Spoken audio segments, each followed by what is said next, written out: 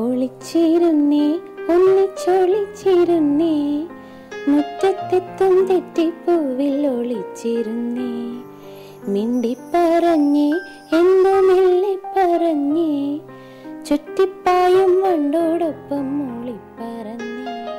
ഇത്തവണയും കലോത്സവ കാഴ്ചകൾ കാണാനെത്തുമെന്ന് പറഞ്ഞാണ് രാജലക്ഷ്മി കലോത്സവ വിശേഷങ്ങൾ ആരംഭിച്ചത്. 1ാം ക്ലാസ്സിൽ പഠിക്കുമ്പോൾ ബാലകലോത്സവ വേദിയിൽ ലളിതഗാന മത്സരത്തിലൂടെ അരങ്ങിലേക്ക്, തുടർന്ന് സംസ്ഥാന കലോത്സവം വരെ സംഗീത മത്സരവേദിയിലെ നിറസാന്നിധ്യം. ദേശഭാഷാ സംസ്കാര വ്യത്യാസങ്ങൾക്കപ്പുറം കലയുടെ സംഗമവേദിയാണ് ഓർമ്മയിലെ കലോത്സവങ്ങൾ. കലോത്സവം എന്ന് പറയുമ്പോൾ എപ്പോഴും ഒരു സെലിബ്രേഷൻ മൂഡാണ്. നമ്മൾ അടിച്ചു പൊളിക്കുക. എല്ലാ ടീച്ചേഴ്സും കുട്ടികളൊക്കെ ആയിട്ട് നമ്മൾ അവിടെ പോയി ക്യാമ്പ് ചെയ്തിട്ടാണ് കലോത്സവങ്ങളിൽ പങ്കെടുക്കാറുള്ളത്. 90കളിൽ പ്രതിഭകളെ തേടിയുള്ള സിനിമാ സംവിധായകരുടെ യാത്രകൾ അവസാനിച്ചതും കലോത്സവ വേദികളിലായിരുന്നു.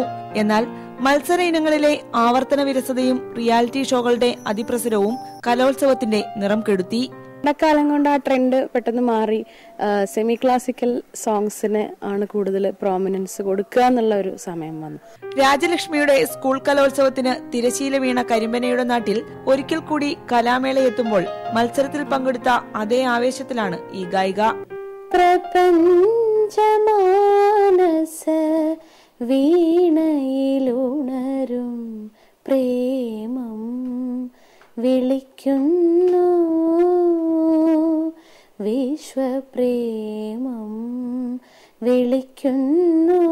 India vision, Thiruvananthapuram.